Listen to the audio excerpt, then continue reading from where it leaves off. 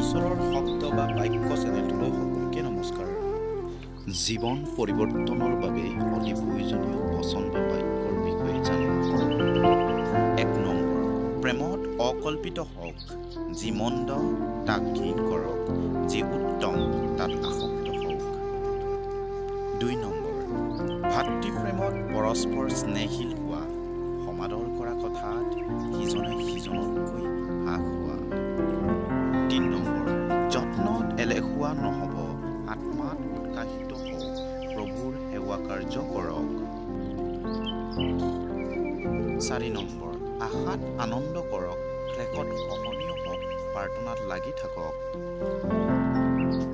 5 number, যিসকলে আপোনালোকক তাড়না কৰে তেওঁলোকক আশীৰ্বাদ কৰক, হাও নিদি আশীৰ্বাদ কৰক। 6 নম্বৰ, আপোনালোকৰ পৰস্পৰ ভাৱ একে হওক, বৰ বিষয়বোৰ চিন্তা নকৰি সামান্য লোকৰ দৰে চলক, নিজৰ মনত জ্ঞানী নহ'ব।